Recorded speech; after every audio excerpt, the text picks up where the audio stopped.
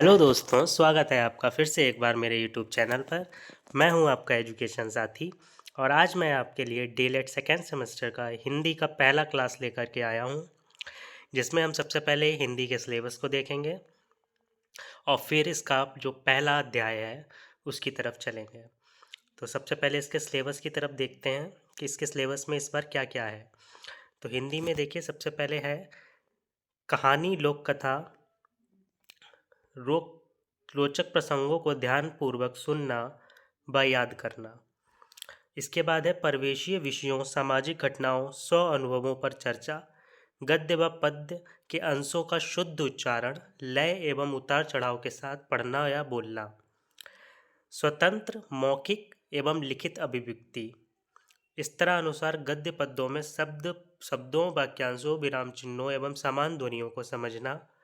उपसर्ग होगा, प्रत्यय, समासिक पदों की पहचान व प्रयोग, यानी कि इस बार आपको उपसर्ग, प्रत्यय और समास के बारे में पढ़ना है हिंदी ग्रामर में। संज्ञा, सर्वनाम, क्रिया विशेषण, वचन, लिंग, काल को पहचानना। पाठ्य वस्तु को मौन वाचन करते हुए उसमें निहित विचारों एवं भावों और तथ्यों को समझना। शिक्षक के निर्देशानुसार छोटे छोटे वाक्यों को लिखना। औपचारिक अनौपचारिक पत्र लिखना, इस बार आपको पत्र भी पढ़ना पड़ेगा। परिचित विषयों पर मौलिक रूप से लिखना। इसके बाद आपके ये प्रोजेक्ट और प्रयोगात्मक कार्य हैं, ठीक है, तो इनको आप देख लीजिएगा। तो सिलेबस हम लोग देख चुके हैं, तो अब चलते हैं अपनी क्लास की तरफ। तो हमारा हिंदी का पहला अध्याय है कहानी, लोक कथा, रोचक प्रसंग, कहानी, ठीक है। तो इसके बारे में आज हम लोग पढ़ेंगे। सबसे पहले हम समझते हैं कि कहानी क्या होती है। तो कहानी क्या होती है, आपने सबने बचपन में कहानियाँ सुन रखी होंगी। तो कहानियों के माध्यम से हम क्या हो जाते हैं, बहुत रुचिपूर्ण रूप से चीज़ों को सीख जाते हैं। कई कहानियाँ ऐसी होती हैं जो हमको बहुत सारी सीख देती हैं। कई कहानियाँ ऐसी होती हैं जो हमें लास्ट में कंक्लूजन दे देती हैं कि क्या हुआ होगा, ठीक है। तो कहानी क्या होती है, देखिए, कहानी गद्य साहित्य की सबसे अधिक प्रिय विधा है। भाषा शिक्षण में कहानी का अत्यधिक महत्व है। कहानियाँ मानव सभ्यता के लिए आदिकाल से ही शिक्षा व मनोरंजन का साधन रही हैं। कहानियों में किसी पात्र, घटना, भाव, संवेदना आदि का मार्मिक वर्णन किया जाता है। तो किसी भी घटना का वर्णन करना हो, किसी भाव का वर्णन करना हो या किसी कैरेक्टर को डिफाइन करना हो, ठीक है, तो हम किसका प्रयोग करते हैं, कहानी का। और कहानी को भाषा शिक्षण की सबसे महत्वपूर्ण इकाई माना जाता है। ये आप डायरेक्ट फर्स्ट सेमेस्टर में भी पढ़ चुके होंगे कि कल्पना शक्ति का विकास सबसे ज़्यादा किससे होता है, कहानी शिक्षण से होता है। अब कहानी के लिए विभिन्न वैज्ञानिकों ने क्या क्या कहा है देखते हैं। सबसे पहले प्लेटो के अनुसार, प्लेटो ने कहा, देश के लिए भोजन एवं व्यायाम और मस्तिष्क के लिए कहानी एवं संगीत की आवश्यकता है। इनका कहने का मतलब है, जैसे इंसान और देश को भोजन और व्यायाम की आवश्यकता है। जैसे हमारा शरीर है, तो हमारे शरीर को चलाने के लिए किसकी आवश्यकता है, भोजन एवं व्यायाम की।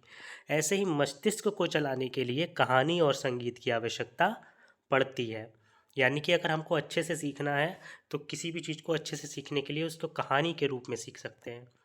मुंशी प्रेमचंद ने क्या कहा, मुंशी प्रेमचंद ने कहा, कहानी एक ऐसी रचना है जिससे जीवन के किसी एक अंश या मनोभाव को प्रकट करना ही लेखक का उद्देश्य होता है, ठीक है।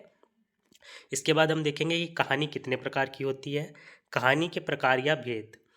तो कहानी तत्वों के आधार पर इसके निम्नलिखित भेद हैं।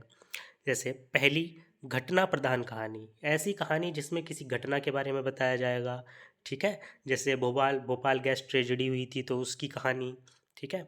अगली है समस्या प्रधान कहानी, इसमें समस्या दिखाई जाएगी, कोई ना कोई किसी समस्या को उजागर किया जाएगा। चरित्र प्रधान कहानी, जैसे किसी का चरित्र दिखाया जाएगा, करेक्टर दिखाया जाएगा कि जैसे लोमड़ी चतुर होती है तो लोमड़ी का करेक्टर दिखाया जाएगा कि लोमड़ी हमेशा कैसी होती है, चतुर होती है। भाव प्रधान कहानी, इसमें किसी भी चीज़ की फीलिंग दिखाई जाएगी, मतलब इसमें जो होगी फीलिंग मेन होगी ऐसी कहानियों में। फिर आते हैं कहानी के विविध रूप। तो कहानी के विविध रूप क्या क्या हैं। कहानियाँ मनोरंजक तो होती हैं, लेकिन उनमें मनोरंजन के साथ साथ जीवन का संदेश व पूर्वजों का अनुभव आदि भी निहित होता है। कहानी लेखन के आधार पर कहानियाँ निम्नलिखित प्रकार की हैं। कितने प्रकार की कहानियाँ हैं देख लेते हैं। सामाजिक कहानियाँ, सामाजिक कहानियाँ जो समाज के बारे में होती हैं, समाज से रिलेटेड होती हैं। धार्मिक कहानियाँ भी आपने बहुत सारी सुन रखी होंगी, जैसे पंडित जी की कहानी, ठीक है, पंडिताइन की कहानी, बहुत सी कहानियाँ होती हैं धार्मिक कहानियों में। विष्णु जी की कहानी, कृष्ण जी की कहानी, बहुत सारी कहानियाँ आ जाती हैं धार्मिक कहानियों में। ऐतिहासिक कहानियाँ, राजा महाराजाओं की कहानियाँ, ठीक है। चरित्र प्रधान कहानियाँ जिसमें चरित्र के बारे में दिखाया जाता है। समस्यात्मक कहानियाँ जिसमें किसी समस्या को उजागर किया जाता है कहानी के माध्यम से। घटना प्रधान कहानी जिसमें किसी घटना के बारे में दर्शाया जाए, ठीक है। अब कहानी शिक्षण की विधियाँ कौन कौन सी हो सकती हैं।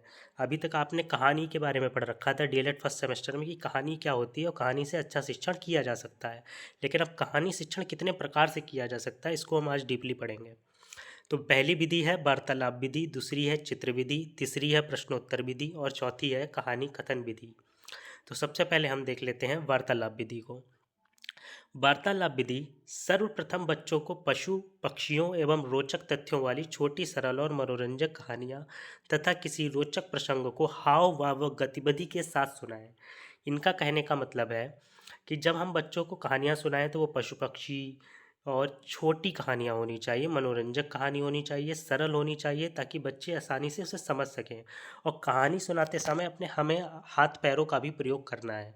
जैसे चिड़िया के बारे में बता रहे हैं तो हमको हाथों से पंख बनाकर दिखाना है कि देखिए ये चिड़िया होती है।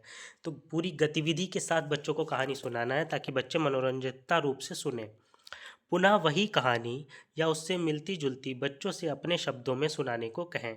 उसके बाद बच्चों से बोलना है कि जो कहानी आपने सुनाई है उससे मिलती जुलती कहानी या सेम कहानी आपको दोबारा से सुनाएं, ठीक है। प्रारंभ में बच्चे झिझकेंगे लेकिन धीरे धीरे सुनाने लगेंगे। अब बच्चों का काम क्या है, वो तो झिझकेंगे, वो कहेंगे नहीं सर मैं नहीं, नहीं मैम मैं नहीं। लेकिन आपको क्या करना है, उनको प्रोत्साहित करना है। उनको प्रोत्साहित करना है, जैसे मान लीजिए एक बच्चे ने सुनाई तो आपको उसके लिए क्लैपिंग करवा देनी है। इससे दूसरा बच्चा क्या होगा, प्रोत्साहित हो जाएगा और वो भी अपनी कहानी सुनाएगा। दूसरी होती है चित्र विधि। प्रारंभिक अवस्था में चित्रात्मक कहानी द्वारा बच्चों का शिक्षण सर्वाधिक उपयुक्त है। सर्वप्रथम कक्षा में पशु पक्षियों के चित्र लगा दें और फिर बच्चों से कुछ वाक्य इस प्रकार बनाने को कहें कि कहानी बन जाए। इसके लिए बच्चों के सामने पहले कुछ उदाहरण प्रस्तुत करें। इसमें बच्चों को बहुत सारे चित्र दिखाए जाते हैं कि देखिए ये कौवा है, मान लीजिए फॉर एग्जांपल कि एक कौवा है, वो घड़े के ऊपर बैठा है, तो हम लोग बोलेंगे कि इससे कुछ कहानी बनाइए, ठीक है। तो चित्रों को दिखाकर बच्चों से कहानी बनाने को बोलना है, तो वो अपना कल्पना शक्ति से उस कहानी को बनाने का प्रयास करेंगे। अब हम उनको क्या क्या उदाहरण दे सकते हैं। कहानी की घटनाओं पर आधारित वाक्यों को क्रम में लगवाना, ठीक है। दूसरा, पूरी कहानी या कहानी के अंश को स्थानीय भाषा में परिवर्तित कराना। कहानी के नाट्य रूपांतरण करवाकर उसका अभिनय करवाना। अगर कहानी को आपको सबसे अच्छे से बच्चों को सिखाना है तो आप उसका नाट्य रूपांतरण करवाइए। सभी को पात्र बांट दीजिए और उनको एक्टिंग करने के बोलिए। तीसरा है प्रश्नोत्तर विधि। इस विधि द्वारा प्रशिक्षु बच्चों को कहानी शिक्षण, लोक कथा शिक्षण तथा रोचक प्रसंगों के साथ सुनाएं तथा उनसे भी कहानी सुने। घटना कहानी के घटनाक्रम को आधार बनाकर बच्चों से प्रश्नोत्तर करें। तो जैसा आपने देखा होगा कक्षा 1, 2, 3, 4 की किताबें होती हैं, उनमें सबसे पहले कहानियाँ होती हैं हिंदी की किताब में, और उसके बाद कुछ प्रश्नोत्तर भी पूछे जाते हैं जिससे वो कहानियाँ उनको अच्छे से कंठस्थ हो जाती हैं, ठीक है।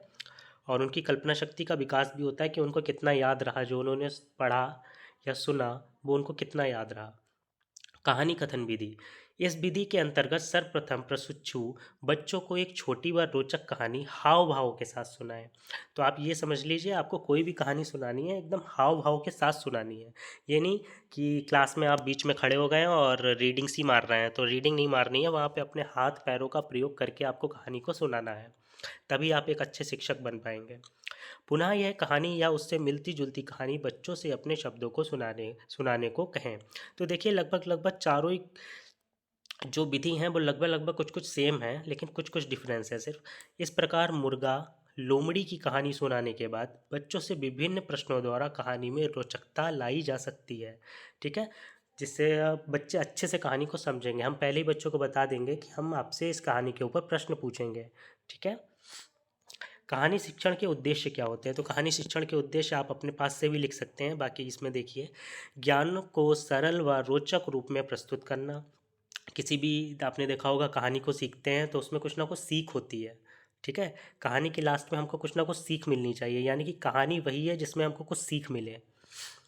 छात्रों को भाषा की विभिन्न शैलियों से परिचित कराना, छात्रों में विचार, कल्पना एवं तर्क शक्ति विकसित करना, छात्रों के चरित्र निर्माण करने में सहयोग देना, साहित्य में रुचि उत्पन्न करना, छात्रों में विषय के प्रति रुचि व जिज्ञासा उत्पन्न करना और छात्रों में सृजनात्मकता का विकास करना। तो कल्पना होगी तो सृजनात्मकता तो आनी ही आनी है, ठीक है। तो ये कहानी शिक्षण के उद्देश्य एवं महत्व है। तो आज की क्लास में हम सिर्फ इतना ही रखेंगे। इसके अगली क्लास में हम इसके आगे का टॉपिक लेकर के आएंगे और इसकी पीडीएफ पाने के लिए आप मेरा टेलीग्राम जो चैनल है वो बायो से ज्वाइन कर सकते हैं। वहाँ पे मैं ये सभी पीडीएफ आपको फ्री में प्रोवाइड करूँगा। चाहे आप इसको अपने नोट्स में लिख सकते हैं या आप इसे पीडीएफ के फॉर्मेट में ही पढ़ सकते हैं। और ऐसी ही वीडियोस के लिए और मुझे मोटिवेट करने के लिए मेरे चैनल को एक बार सब्सक्राइब करें, एक प्यारा सा कमेंट करें और ज़्यादा से ज़्यादा जितना हो सके इस वीडियो को शेयर करें। धन्यवाद।